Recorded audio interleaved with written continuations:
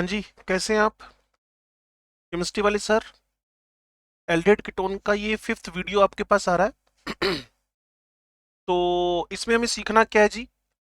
Very important, acidity of alpha hydrogen of aldehyde ketones. तो कहीं ना कहीं ये एल्डोल कंडेंसेशन की तरफ हमारा दिमाग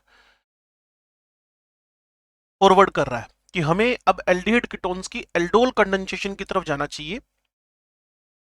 अब यहाँ जो आपके पास सबस्ट्रेट्स हैं जिन पे अटैक हो रहा है ना, जिन पे अटैक हो रहा है, the aldehyde and ketones undergoes a number of reaction due to acidic hydrogen of alpha, acidic nature of alpha hydrogen। Alpha hydrogen आप समझते ही हैं, जो मेन फंक्शनल ग्रुप से जुड़ा हुआ कार्बन है उसको आप अल्फा कार्बन बोलते हैं, और अल्फा कार्बन पे आपके पास अल्फा हाइड्रोजन होएगा।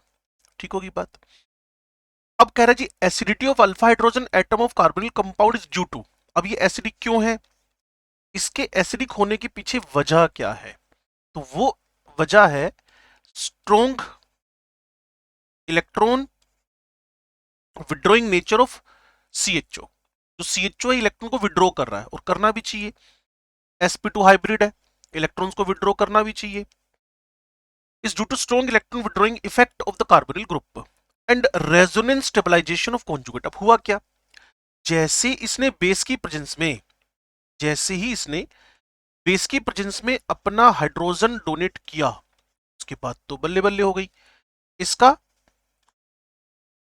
रेजोनेंस स्टेबलाइजेशन हो गया, इसका रेजोनेंस स्टेबलाइजेशन हो गया। ठीक है जी। अब रेजोनेंस स्टेबलाइजेशन हुआ तो ये तो और अच्छी बात है। अगर किसी एसिड को और अच्छा एसिड बनाना चाहते हो, अगर किसी एसिड को और अच्छा एसिड बनाना चाहते हो, तो बड़ा सिंपल सा फंडा है कि जो एनायन बने, प्रोटॉन डोनेट करने के बाद जो एनायन का फॉर्मेशन हो वो highly stabilized due to different factors हो सकते हैं। यहां फिलहाल रेजोनेंस से इसकी स्टेबिलिटी क्या कर रही है, बढ़ रही है। चलो जी, the acidity of alpha hydrogen atoms of carbonyl carbon is due to the strong electron withdrawing effect of carbonyl carbon and resonance stabilization of conjugate base। तो ये इसका conjugate base बना हुआ है, ये इसका conjugate base बना हुआ है। चलिए आगे देखते हैं। एग्जाम्पल नंबर 1 है एल्डोल कंडेंसेशन। इसमें सबसे पहले हम बात करने वाले एल्डोल कंडेंसेशन के बारे में। Aldehyde ketones having at least one alpha hydrogen. तो सबस्ट्रेट कौन हुआ, कम से कम एक अल्फा हाइड्रोजन की प्रेजेंस आपके पास होनी चाहिए। Aldehyde ketones having at least one alpha hydrogen undergo a reaction in the presence of dilute alkali as catalyst to form beta hydroxy aldehyde और बीटा हाइड्रोक्सी कीटोन। इसको कीटोल बोलोगे आप। तो होना क्या है, बड़ा सिंपल, इसका एक ट्रिकी तरीका सीखा जा सकता है कि एक एल्डिहाइड पे दूसरे एल्डिहाइड का अटैक हुआ, कार्बोनिल कार्बन को फोकस किया गया, कार्बोनिल कार्बन को फोकस किया गया, अल्फा कार्बन को फोकस किया गया। ये अल्फा कार्बन इस कार्बोनिल कार्बन पे जाकर अटैक करेगा। बड़ा सिंपल सा ट्रिक है, इन the presence of base, dilute base ले सकते हो। तो इस अल्फा कार्बन ने कार्बोनिल कार्बन पे, इस अल्फा कार्बन ने कार्बोनिल कार्बन पे अटैक किया, इस अल्फा कार्बन ने कार्बोनिल कार्बन पे अटैक किया। तो कुछ ऐसा सीन आपके पास बन गया। ठीक है जी, ये CH2 है, और इस O पे H। अब थोड़ा सा हाईलाइटेड पोर्शन में देख लेना, इसका जो ये H है, इसका जो H गया है वो इस पड़ोसी को ज्वाइन कर गया है। ये कौन था, अल्फा कार्बन। ये कौन है भाई, कार्बोनिल कार्बन। तो अल्फा कार्बन कार्बोनिल कार्बन में CC बॉन्ड बन गया है। Alpha carbon and carbonyl carbon में एक CC बॉन्ड बन गया है। Aldehyde and ketones having at least one alpha hydrogen undergo a reaction in the presence of dilute alkalis as catalyst to form beta hydroxyaldehyde और beta hydroxy ketone। इसको ketol बोलोगे आप respectively. इसका नाम दे दिया गया एल्डोल कंडेंसेशन। कीटोल कंडेंसेशन नहीं है, ये एल्डोल कंडेंसेशन ही है। तो इस एसिटाल्डिहाइड पे एसिटाल्डिहाइड का अटैक हुआ तो ये 3 हाइड्रोक्सी ब्यूटेनल एल्डोल बन गया इन द प्रेजेंस ऑफ डाइल्यूट। एक खास बात आप देखें, पिछले जितने भी वीडियोस मैंने आपको केमिकल रिएक्शन के दिए सब में देखना एक खास बात आई थी, वो है रिवर्सिबिलिटी। इन रिएक्शंस के अंदर एक हाई लेवल की रिवर्सिबिलिटी है, तो रिवर्सिबिलिटी हम यहाँ ऑब्जर्व कर रहे हैं। तो अब जो बना उसमें इलेक्ट्रॉन विड्रॉइंग ग्रुप अभी भी मौजूद है, इलेक्ट्रॉन विड्रॉइंग ग्रुप अभी भी प्रेजेंट है। तो इस इलेक्ट्रॉन विड्रॉइंग ग्रुप ने अल्फा बीटा, और उसके बाद भी आप क्या कर रहे हो, हीटिंग, उसके बाद आप क्या कर रहे हो, हीटिंग। तो हीटिंग करवाने के बाद अल्फा बीटा, लो जी हीटिंग हुआ, माइनस वाटर हो गया, तो CHO अपनी जगह पर, CH अपनी जगह पर, यहां डबल बॉन्ड, इसको बोलते हो डिहाइड्रेशन हो गया, डिहाइड्रेशन हो गया। और ये जो स्ट्रक्चर बना but two enal, but two enal, in but two ene, IUPAC nomenclature कर ले 1 2 3 4, ब्यूट टू इन अल, और इसी को हम लोग क्रोटोन एल्डिहाइड भी बोलते हैं। तो कुल मिलाकर एल्डोल कंडेंसेशन में खासियत क्या हुई, बेस यूज कर रहे हो, इलेक्ट्रॉन विड्रॉइंग ग्रुप एल्डिहाइड की वजह से प्रोटॉन निकल गया, और जो इलेक्ट्रॉन विड्रॉइंग ग्रुप की वजह से प्रोटॉन निकला उसने कार्बोनाइन बनाया जो कि सेल्फ स्टेबलाइज हो गया ड्यू टू रेजोनेंस, और उसी कार्बोनाइन ने जाकर कार्बोनिल कार्बन पर अटैक कर दिया, और जैसे ही कार्बोनिल कार्बन पे अटैक किया आपके पास एक एल्डोल बन गया, और एल्डोल का dehydration in the presence of heat करवाया पानी निकलने से, तो आपके पास क्रोटोन एल्डिहाइड बन गया। ठीक है जी, तो इसको बोलते हैं alpha beta unsaturated aldehyde and ketones, alpha beta unsaturated aldehyde and ketones. अब देखो ना, अब क्या करेगा वो, लो जी ये कार्बोनिल कार्बन दोनों के दोनों एसीटोन मोलिक्यूल यूज कर रहा है, तो हुआ क्या, ये अल्फा कार्बन कार्बोनिल कार्बन को ज्वाइन कर गया, अल्फा कार्बन कार्बोनिल कार्बन को ज्वाइन कर गया। ठीक है जी, अल्फा कार्बन कार्बोनिल कार्बन को ज्वाइन कर गया, और जैसे ही ज्वाइन किया फर्दर हीटिंग करवाने से माइनस वाटर होकर जो स्ट्रक्चर आपके सामने बना, alpha beta unsaturated aldehyde ketone, और इसको वैसे इन्होंने कीटोल बोला हुआ है, इसको कीटोल बोला हुआ है, कीटोल। ठीक है जी, कीटोल। तो ये प्रोपेनोन पर प्रोपेनोन का अटैक हुआ, ये एक आपके पास कीटोल बना, सॉरी कीटोल के लिए मैं थोड़ा सा गलत बोल गया, ये कीटोल है, ये वाला थोड़ा सा गलती हुई है, कीटोल ये वाला है। ठीक है जी, और यहां जो बन गया alpha beta unsaturated, alpha beta unsaturated aldehyde और कीटोन में से कीटोन, इसको हम लोग मिसिटाइल ऑक्साइड बोलते हैं, इसको हम लोग मिसिटाइल ऑक्साइड बोलते हैं, मिसिटाइल ऑक्साइड। ठीक है जी, तो जब सेम टाइप के कार्बोनिल कंपाउंड्स, जब सेम टाइप के कार्बोनिल कंपाउंड्स एल्डोल कंडेंसेशन में यूज हो, जब सेम टाइप के एल्डिहाइड कीटोन्स एल्डोल कंडेंसेशन में यूज हो, इसको बोलते हैं सिमेट्रिकल सिंपल एल्डोल कंडेंसेशन। और जब अलग टाइप के aldehyde ketone, then name aldol is derived from the name of two functional group aldehyde and alcohol present in the product.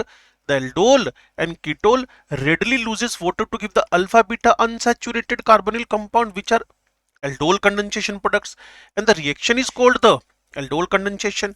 Though ketone and ketones give the ketol compound containing ketone alcohol group, the general name aldol condensation still applies to the reaction of ketone due to their similarity with the aldehyde। मतलब ऐसा मत सोचना कि aldol condensation का नाम आप ketol condensation कर दोगे, ऐसा कुछ भी नहीं है।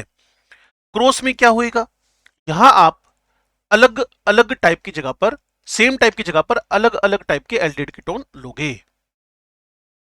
क्रॉस एल्डोल कंडेंसेशन में आप दो अलग अलग टाइप के एल्डिहाइड कीटोन लेके चलोगे। When aldol condensation is carried out between two different aldehyde and ketones, check कर ले, ये आपके पास एल्डिहाइड है जी, ये आपके पास कीटोन है जी। इसको ए दे दिया गया, इसको बी नाम दे दिया गया। तब सोचो कि ए पे ए का अटैक हो सकता है, बी पे बी का अटैक हो सकता है, ए पर बी का, और बी पर ए का अटैक हो सकता है। तो अगर मैं ए पर, जो कि आसान है क्योंकि लेस स्टेरिकली हिंडर्ड है, ए पर यानी कार्बोनिल कार्बन पर बी अल्फा कार्बन का अटैक करवा दूं,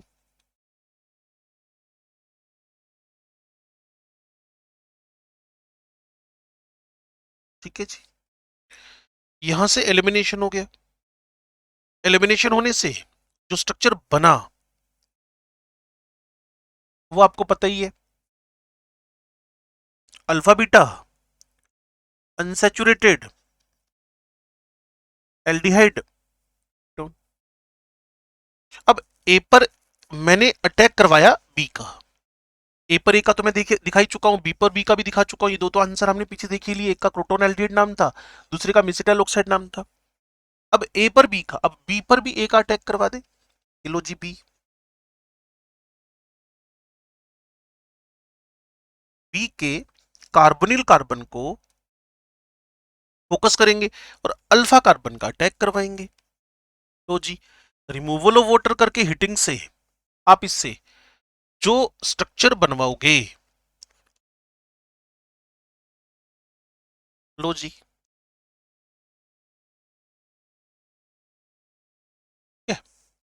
कुल मिलाकर चार प्रोडक्ट तो हमारे सामने सामने दिख रहे हैं। When aldol condensation is carried out between two different aldehyde or ketones, it is called cross aldol condensation. If both of them contain alpha hydrogen, it gives a mixture of four products, जैसा कि मैंने आपको बताया यहाँ पर A पर A, B पर B, A पर B, B पर A. This is illustrated below by aldol reaction of a mixture of ethanol and propanol. इसने अलग एग्जांपल लिया, मैंने अलग लिया।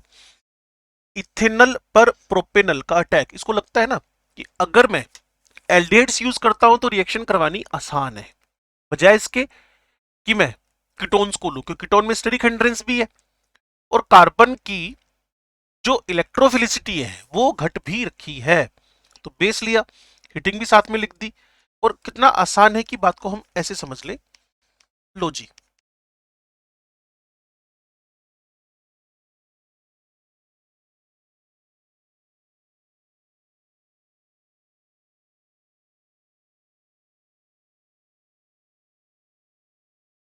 सिंपल, यहां से O, H2। ऐसे आप प्रोपेनल पे भी कर सकते थे, अगर आपका प्रोपेनल को करवाने का मन कर रहा है तो करवाना चाहिए बिल्कुल। लो जी, प्रोपेनल विद प्रोपेनल, लेकिन अब ध्यान रखना आपने, ये जो मिथाइल है ना ये बीटा है और ये जो है ये अल्फा है, तो हम अल्फा को ही यहां लिखेंगे। माइनस वाटर हुआ, बेस हुआ, हीट हुआ, CH3CH2, CH double C, CHO और मिथाइल, ठीक है जी। तो अभी तक उसने क्या करवाया, खुद पर खुद का अटैक, क्रोटोन एल्डिहाइड, खुद पर खुद का अटैक, इसका कोई स्पेसिफिक नेम नहीं है लेकिन हाइपिक नेम तो रखा जा सकता है, ये सिंपल है। लेकिन जैसे ही आगे मैं बढ़ूंगा तो एसिटेल्डिहाइड पर प्रोपेनल का और प्रोपेनल पर एसिटेल्डिहाइड का अटैक, तो उससे फर्दर मेरे पास दो प्रोडक्ट और बन जाने हैं कि जी।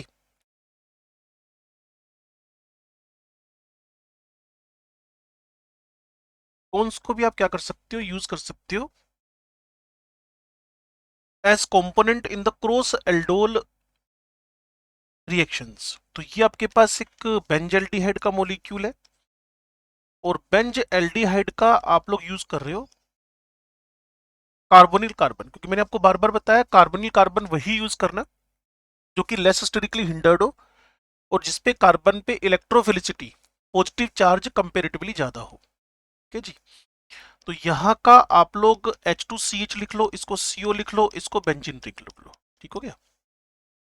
अब जैसे ही बेसिक मीडियम में 20 डिग्री सेंटीग्रेड पे रिएक्शन करवाओगे, ये O, ये H2 बाहर हो जाएगा, बेंजीन रिंग मेंटेन रहेगी, CH double bond CH CO, और यहां आपके पास फिनाइल आ गया।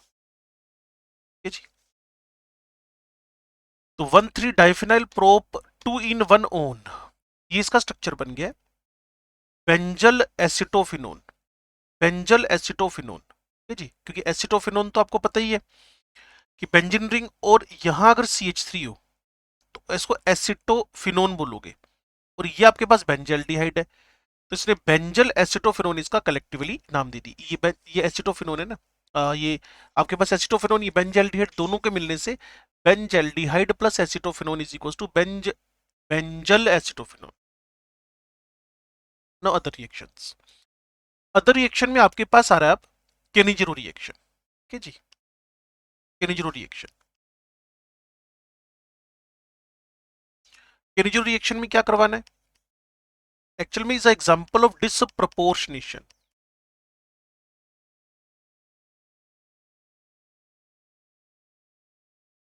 डिसप्रपोर्शनेशन का एग्जांपल है aldehydes which do not have an alpha hydrogen. पीछे क्या डिमांड थी, अल्फा हाइड्रोजन का होना जरूरी था। पीछे क्या डिमांड थी, अल्फा हाइड्रोजन का होना जरूरी था। अब गेम क्या हो गया, अल्फा हाइड्रोजन के बिना वाले जो आपके पास एल्डिहाइड्स है, aldehyde which do not have an alpha hydrogen atom undergo self oxidation reduction, जिसको कि आप डिसप्रपोर्शनेशन बोलते हो। Reaction on heating with concentrated alkali, फर्क समझ में ना, पहले वाले में क्या कर रहे थे आप, डाइल्यूट एल्कली था, अब कॉन्सेंट्रेटेड, पिछले वाले में अल्फा रिक्वायर्ड था, इसमें अल्फा गायब है। In this reaction one molecule of aldehyde is reduced to alcohol while another is oxidized to carboxylic acid salt। ये एसिड, ये फॉर्मेल्डिहाइड, ये फॉर्मेल्डिहाइड, ये कॉन्सेंट्रेटेड KOH हो गया है। तो एक का इस पूरे प्रोसेस में रिडक्शन हो गया और दूसरे का पूरे प्रोसेस के अंदर ऑक्सीडेशन हो गया। तो यहां अगर आपके पास रिडक्शन हुआ तो formaldehyde change to the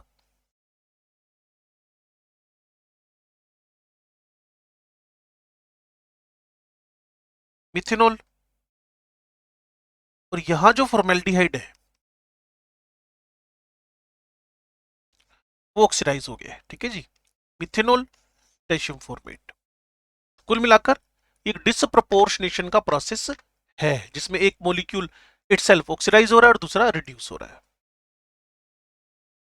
low ji, benzaldehyde के दो मॉलिक्यूल यूज किए क्योंकि इसमें विदाउट अल्फा हाइड्रोजन है, ये विदाउट अल्फा हाइड्रोजन, ठीक हो गया। और जहां अल्फा हाइड्रोजन नहीं है वो केनिजेरो रिएक्शन करने में इजीली कैपेबल होएगा। और डिसप्रपोर्शनेशन मतलब एक का ऑक्सीडेशन होना और दूसरे का रिडक्शन होना। ये बेंजल्डिहाइड है, कॉन्सेंट्रेटेड NaOH है, ये बेंजाइल अल्कोहल हो गया, ये सोडियम बेंजोएट बन गया। तो कुल मिलाकर मेरे को एक छोटी सी बात आपसे और ये करनी है कि यहां गलती से भी इन दोनों को मिलाकर आप एस्टर फॉर्मेशन नहीं करेंगे। क्यों, क्योंकि यहां आपके पास जो सोडियम सोल्ट आ रहा है वो हाइड्रोलिसिस के बाद एसिड में कन्वर्ट होएगा, और वो एसिड जब इस अल्कोहल से रिएक्ट करेगा then after it will be converted to ester. तो यहां गलती से भी आपको एस्टर नहीं बनाना है। Electrophilic substitution reactions, aromatic aldehyde and ketones undergoes electrophilic substitution at the ring in which carbonyl group acts as a deactivating। बहुत बड़ी अच्छी बात है ये तो। जितने भी आपके पास बेंजीन रिंग वाले कंपाउंड है सबका एक कैरेक्टरिस्टिक है इलेक्ट्रोफिलिक सब्स्टिट्यूशन, सबका एक कैरेक्टरिस्टिक है इलेक्ट्रोफिलिक सब्स्टिट्यूशन। और इनका जो कैरेक्टरिस्टिक है, अगर आप रेजोनेंस को जानते हैं प्रॉपरली और इस स्टेज पर आकर रेजोनेंस को जानते ही होंगे, ये माइनस मीजोमेरिक इफेक्ट हो रहा है, और माइनस मीजोमेरिक इफेक्ट होने की वजह से इसके ऑर्थोपैरा पर, इसके ऑर्थोपैरा पर प्लस का साइन आ गया। और जब ऑर्थोपैरा पर प्लस का साइन है, ऑर्थोपैरा पर, तो जो इनकमिंग इलेक्ट्रोफाइल है उसके लिए सबसे सुटेबल प्लेस बनता है मेटा, उसके लिए सबसे सुटेबल प्लेस बनता है मेटा। तो aromatic aldehydes and ketones undergoes electrophilic, भाई जहां बेंजीन रिंग है वहां इलेक्ट्रोफिलिक सब्स्टिट्यूशन तो कोई रोक ही नहीं सकता। ज्यादा होएगा कम होएगा, दैट डिपेंड्स ऑन की प्रोडक्ट जो रिएक्टेंट है वो कौन है। At the ring in which the carbonyl group acts as deactivating and meta directing group. आपने देखा अभी बोर्ड पे, बाकी उन्होंने कोई ज्यादा बोधर किया नहीं। एक बेंजल्डिड उठाया, H2SO4 HNO3 उठाया, यहां 0 से लेकर 10 डिग्री टेम्परेचर लिया और नाइट्रो का अटैक पैरा ऑर्थो पैरा को छोड़कर मेटा पोजीशन पे करवा दिया, because ortho para positively charged है। क्वेश्चन है, arrange the following compounds in increasing order of the reactivity in nucleophilic. मैंने कहा था ये ऐसे क्वेश्चन आएंगे। ये आपके पास है इथेनल, अगला आपके पास है प्रोपेनल। तो स्टेरिक हिंड्रेंस बढ़ती जा रही है, ये स्टेरिक हिंड्रेंस बढ़ती जा रही है, वहां तो एक एच खाली था। ब्यूटेनोन, तो जी अब आप सोचो इसमें लीस्ट स्टेरिकली हिंडर्ड, तो मैं चाहता हूं कि इसको इसी फॉर्म में आंसर दे दिया जाए। ये न्यूक्लियोफिलिक एडिशन का डिक्रीजिंग ऑर्डर हो गया है। उसके बाद उसने कहा आपके पास बेंज एल्डिहाइड है, ठीक है जी, फिर पैराटोलू एल्डिहाइड है, लो जी, पैरा नाइट्रो, उसके बाद फिर एसिटोफिनोन, ये तो बिल्कुल भी निकम्मेपन की लेवल पे आ जाएगा।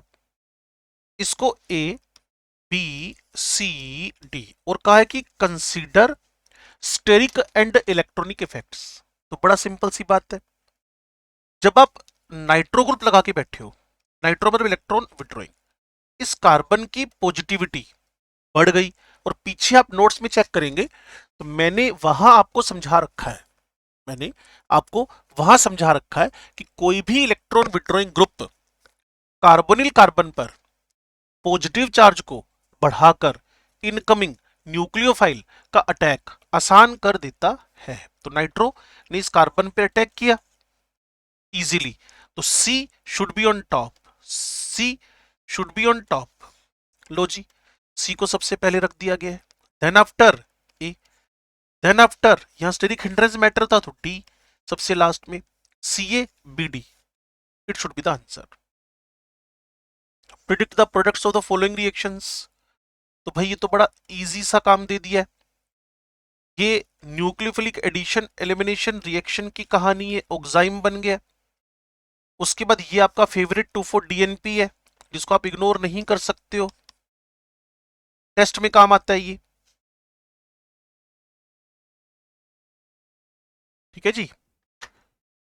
भूतिया शक्ल दिख रही होगी आपको, लाइट चली गई है मेरे यहाँ।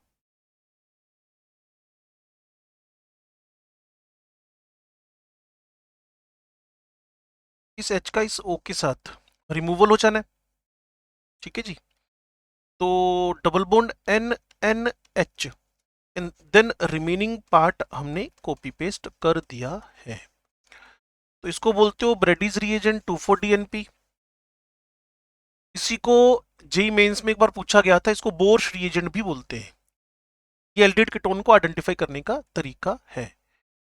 और ये देखो जी, ये O, ये H2 और ये H2।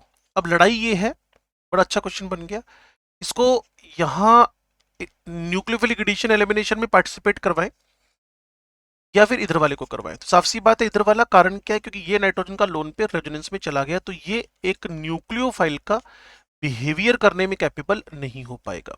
तो अगर आप इसका रिजल्ट चाहते हैं, R C H double bond C H, C H, R C H double bond C H, ये वाला सी एच, ठीक है जी, R C H double bond C H, ये जो सी एच है इसको यहां से कॉपी कर लेते हैं और इन दोनों में से जो राइट वाला एन एच है उसको पार्टिसिपेट करवा लेते हैं। तो ये एन हुआ, ये एन एच हुआ, ये सीओ हुआ, ये एन एच टू हुआ। इसको बोलते हो आप लोग सेमी कार्बेजोइड, सेमी कार्बेजो, ये सेमी कार्बेजोइड, ये बन जाएगा सेमी कार्बेजोन, ठीक है जी। अब है कि ये एक आपके पास प्राइमरी अमाइन है, 1 डिग्री अमाइन है, ठीक है, सी डबल बॉन्ड हो, यहां से H2 डालो, तो सामने जो स्ट्रक्चर बनेगा उसको हम लोग कहते हैं Schiff base, Schiff base, phenyl done, सी बिल्कुल, यहां मेरे पास एन, यहां इथाइल है, इसको बोलते हैं हम लोग शिफ्स बेस। ठीक है जी, इसको हम बोलते हैं शिफ्स बेस। एक तरफ फिनाइल हुआ आपके पास, फिर आपके पास सी हुआ, डबल बॉन्ड एन हुआ, फिर इस पर इथाइल लगाया आप लोगों ने, एंड देन मिथाइल है, इसको बोलते हो शिफ बेस। ठीक है जी, चलो अब एल्डिहाइड कीटोन्स के यूजेज हैं और फिर हमारा एल्डिहाइड कीटोन कार्बोक्सिलिक को छोड़कर खत्म हो जाएगा। चेक कर ले, in chemical industry aldehyde and ketones are used as solvent, बिल्कुल है जी, सोलवेंट के फॉर्म में यूज हो रहे हैं। दूसरा, starting material and reagent for the synthesis of other products, वो कौन है? फॉर्मेल्डिहाइड, जिसको मैंने आपको पहले भी बताया था। फॉर्म एल्डिहाइड, कभी आप बायो के लैब में जाएं तो आपको एक अजीब टाइप की स्मेल आएगी, वो है फॉर्मेल्डिहाइड का 40% एक्वस सॉल्यूशन, जिसको आप फॉर्मेलिन बोलते हो, जिसको आप लोग फॉर्मेलिन बोलते हो। इसमें बायोलॉजिकल स्पेसिमेंस को प्रिजर्व रखा जाएगा। Formaldehyde is well known as formalin solution used to preserve the biological specimens and to prepare bakelite. Bakelite आपको पता ही है, फिनोल फॉर्मेल्डिहाइड रेजिन का दूसरा नाम, फिनोल फॉर्मेल्डिहाइड रेजिन का दूसरा नाम, पॉलीमर चैप्टर में भी आप पढ़ सकते हो जाकर, बेकेलाइट है। आपके घरों में जो स्विच बोर्ड है ना, स्विच, वो जो स्विच बोर्ड पे स्विच लगे हुए, वो स्विच बेकेलाइट की बने हुए। Urea, formaldehyde glues and other polymeric products. Acetaldehyde is used as primarily as a starting material in the manufacturing of acetic acid. तो ये एसिटाल्डिहाइड हुआ जी, इससे हमने एसिटिक एसिड बना लिया है, इससे हमने इथाइल एसिटेट बना लिया है, इससे हमने विनाइल एसिटेट बनवा लिया है। Polymers, drugs, benzaldehyde is used in perfumery and in the dye industries. Acetone and ethyl methyl ketone are common industrial solvents. Solvent तो पहले नंबर पे लिखी दिया हमने। Many aldehyde and ketones, butyraldehyde, vanillin, acetophenone, camphor, etc. are well known for their odor and flavors. Odor and flavors. Camphor भी देखिए आप, ये मेरे पास एल्डिहाइड और कीटोन्स की कैटेगरी का कंपाउंड है। यहां से आपके कार्बोक्सिलिक एसिड शुरू होते हैं। तो यहां हम क्या करेंगे, अगली वीडियो में लेकर आएंगे। तब तक मैं आपको हल्का सा आइडिया दे दूं about the structure of camphor. देखिए बच्चों, ये आपके पास एक स्ट्रक्चर है। जनरली आप जब ऑप्टिकल आइसोमरिज्म के अंदर होते हो ना, तो वहां भी आपसे टीचर डिस्कस करता है। ये आपके पास कार्बन इधर दो है, इधर भी दो है, ठीक है जी, 5 ही हो गए, 1 2 3 4 5। अब यहाँ 6 है, 7 है, 8 है, 9 है और 10 है। ओके, तो C10 है, H16O है, और ये एग्जैक्टली आपके पास कीटोन है, कीटोन कैम्फर। ठीक है जी, तो कुल मिलाकर कोरोना के टाइम पे भी आपने देखा होगा कैम्फर को बर्न कराओ, कोई हवन होता है तब भी आपने देखा होगा कैम्फर पे थोड़ा सा फायर डालकर, वैसे भी सिंपल है कि ऑर्गेनिक कंपाउंड है, जल्दी से बर्न होना भी चाहिए। तो ये स्ट्रक्चर ऑफ कैम्फर मैंने आपके सामने रखा है। ओके जी, कैम्फर। ओके, तो ये हमारा एल्डिहाइड कीटोन्स का एंड है। अब एल्डिहाइड कीटोन्स के एंड के बाद अगर आप चाहो तो इसके क्वेश्चंस पे फोकस किया जा सकता है। नहीं तो मुझे लगता है कि पहले एल्डिहाइड कीटोन का 5 वीडियो बन गए, पहले 1-1 घंटे के हैं और ये हाफ एन आवर के आसपास है। इसका प्रॉपर रिवीजन करो।